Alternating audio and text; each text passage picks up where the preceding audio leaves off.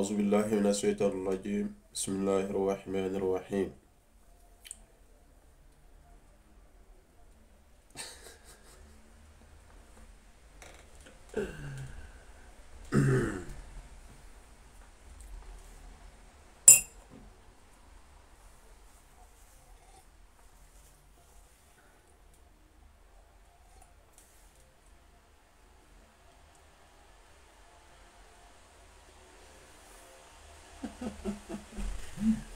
bari goleri annay da jambanna wadi mayude da janka ande ko masime immodemo أعوذ بالله من الشيطان الرجيم بسم الله الرحمن الرحيم lawri nde sawaba kon en kon yewtude hande kom fala yewtude ɗo ko fi Fouta Djallo e fi sellu balde mo meɗen parce que banadama no wayri wo ko mo ma sellu balde hay simo bonnude waɗino goɗɗum ko ɗum mi fala yewtude hande parce que sellu balde nini kon wadde mo sikkude ko jama on woni o bonnude hara ko hoore makko no bonnude banadama kala wakkiliɗo ñamugol geɓɓum ñamugol mbuuɗi ñamugol ɗum ɗo fi bonnugol sikka moƴƴinay woni ara ko hoore makko no ɗaynde sa walli janan ɗo lancugol galle baba ma galle baba goto ma fi jawdi ma fi geɓal ma fi no inna a lamminte nokkugo silamu ngu non folli ka lamminaki kono gerdata parce que a moyen Ousmane Gawal en ɓen no jogi place ji ɓen ɗon beteno ko laamu mais sellu balde komi sutanimo kon peut être o wona e ñamali hoore bu ileɓi o fodaka hay poste ko CNRD o fodaka ton laamu o joƴƴinaka ton o jonnaka ton place mais nini ko kankon yeeso e ɓawo kala ko waɗete labbe kala ko bonnete labbe sikka ko woni kon wadde koko moƴƴanimo o yi fiiɗi voté ji élection ji fokkutuɗi ɗen ɗe balɗe ɗo on hi'i ni ko hombo immina o yahu jiiɓa hakkille ɓe labbe ɗe sellu balde himo yeeso himo ɓaawo o waati Alpha Condé sellu balde tawi ko ɓiɗɗo gorko wonnoɗo labbe sokanoɗo dartinoɗo dari fino gonga ñiɓiɗa ɗe ɗum mais bi o ari ɗo o yehi o hiidde e CNRD on mi anda tawi ɓe fodumo mbuɗi ma tawi ɓe fodumo place allahu alam imo ari mo haala imo waɗa piiji mo sikkude ko jama ono wadde e pourtant hara ko kanko no wadde dandi septembre ɗo élection ji ɗi no fokkiti haray noon recensement ko waɗi kon leydi laggine haray ɓe haldi ɓe fotti to recensement ji ɗin wo haray kankan tum population maɓɓe on no ɓuri hay Conakry selon ko ɓe yaltinani en kon ko hiwɗen kon tawi noon min mi andali kankan no ɗuuɗi ɓuri Conakry koye ngal ɗo mi humpiti jaka wo soi-disant kankan no ɗuuɗi population ton no ɗuuɗi ɓuri yimɓe wonɓe ɓen Conakry adna Allah fof ko fottata ɗum sellu balde noon kon noon golle maɓɓe de ni ko yawgol Fouta Djallo ko innete ɗon labbe par ce que sa inni labbe a wi feccede e Fouta Djallo haray ko kanko woni yeeso e ɓaawo nini fiwo yahugol multa jama on en fait suttina ɓe fewtina ɓe e fi CNRD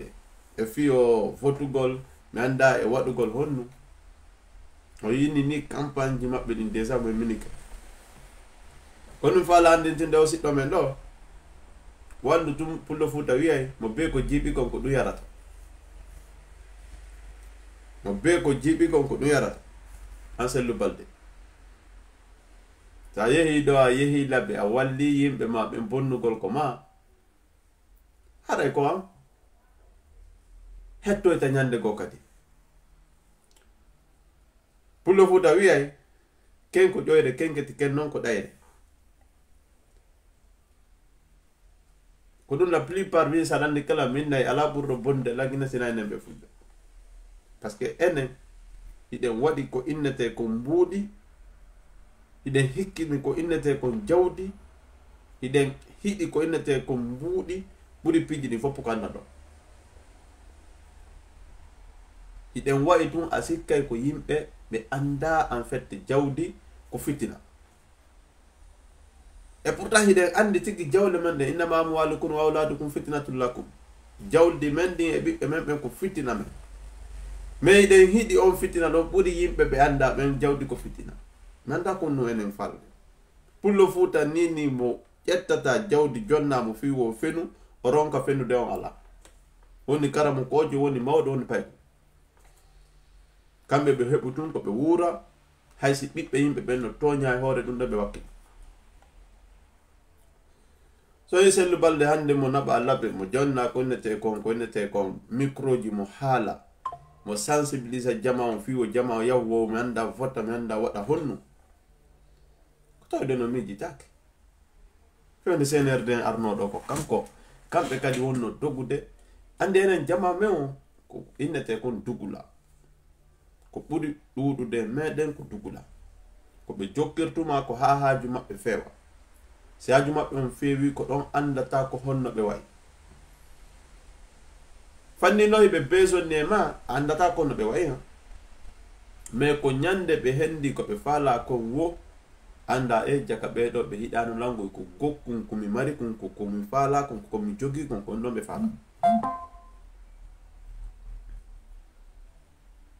oui a élection ji ɗi no fokkuti piji no fokkiti ni laggine ko fokkiti kon laggine ko Sellu Balde en Ousmane Gawal en kala ɓiɗɗo Fuutankejo ko kamɓe waɗa yeeso fi jiɓugol Fuuta ko maɓɓe. oui bien sûr ñini Sellu Balde sin fa yali mo labbe ko ɗum ɓe mawɓe ko maki ko ɗe balɗe ɗo labbe ko ɗum ɗo jama on famali ko homɓe sappa la population labbe on fo fat sappa ko Sellu Balde en sappa mais ɓaytu woni ko ɓen ɗon sappa tawi ko ɓeɓe condamné ɓeɓe nangue ɓe enne ɓe yata e ko juulere par ce que mawɓen ko ƴoyre haaliri andi mi nana e pular e miɗum wawi pular na gotum ha mawɓen ko fulɓe labbe ko gonga ɓe haali. certain woɓɓe go sikkay joni Sellu Balde ko woni attaquerede ko parce que o wiye UFDG non banadama inaka fi a wonal UFDG ça veut dire en fait an haray ka ennemi jo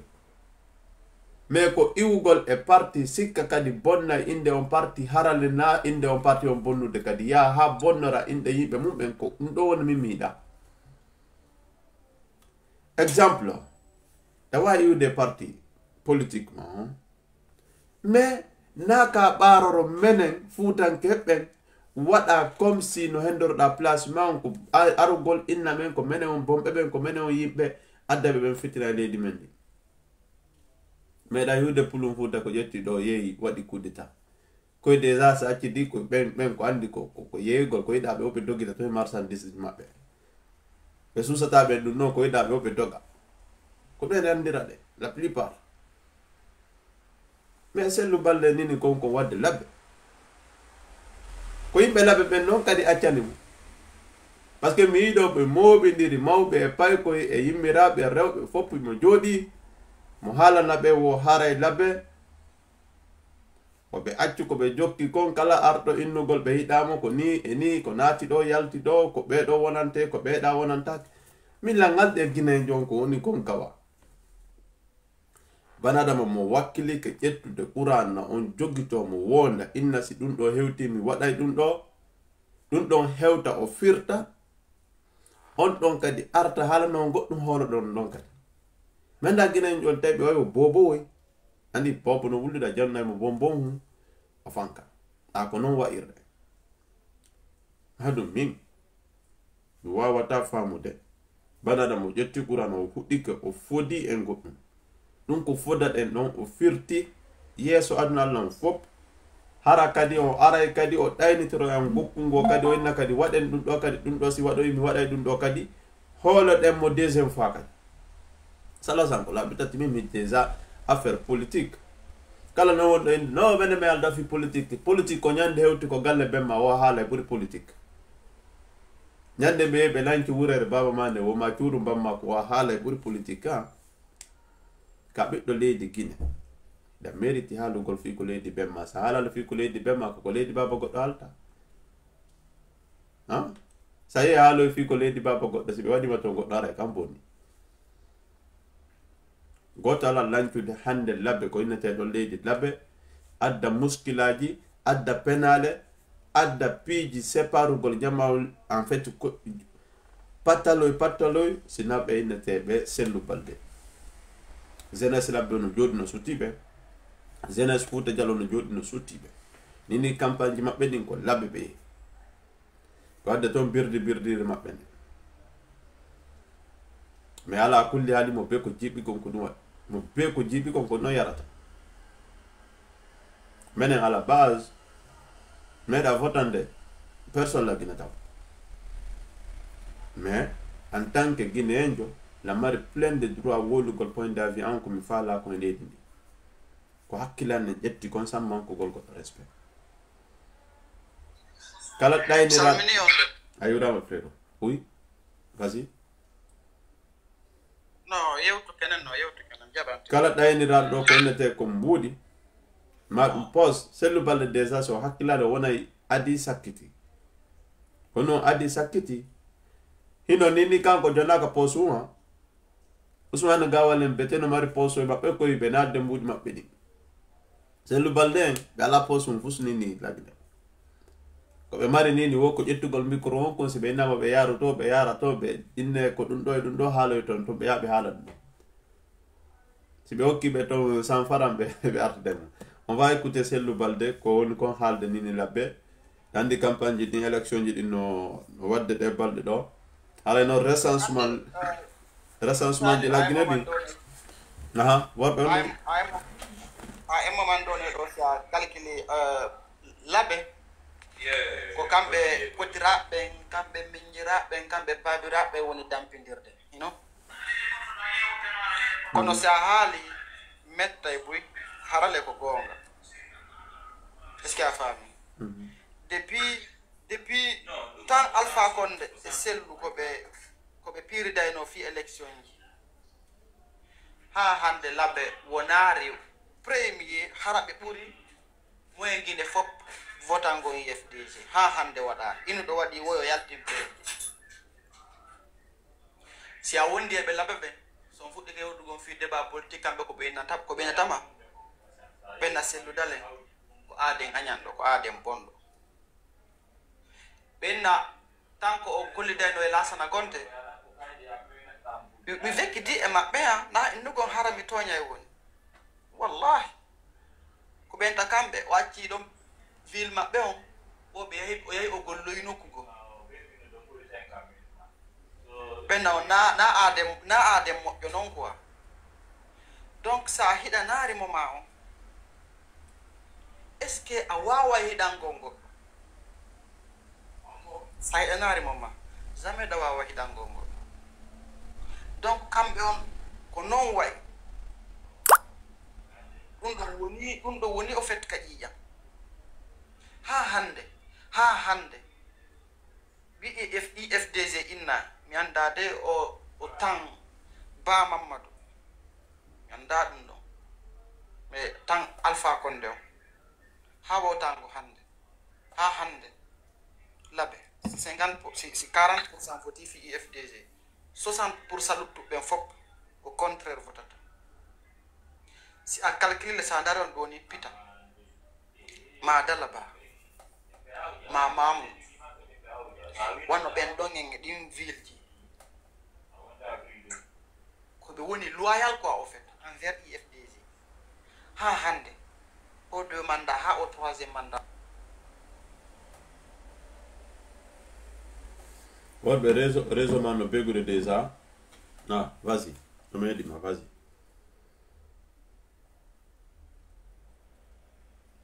mi alama nande mek mi alama nande mi alama nande vas-y là c'est bon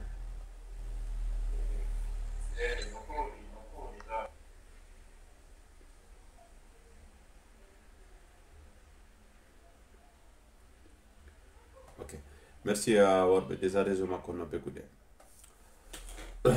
banadama nafi ka pullo ça veut dire ka aden IFDC automatique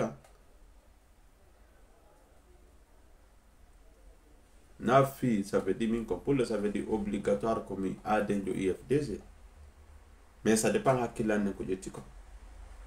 lagine mo be no mari droit makko woni ka pullo woni ka kisijo woni ka mi anda ka honnujo soutenugol mo falla mais nafi min non kadi lan e parti politique goɗɗo ça veut dire fi goɗɗo a yalti to a ara ɓaroroɗa ko yaltuɗa kon toon ɗa ɗaɓɓude place ko yara ara aybiname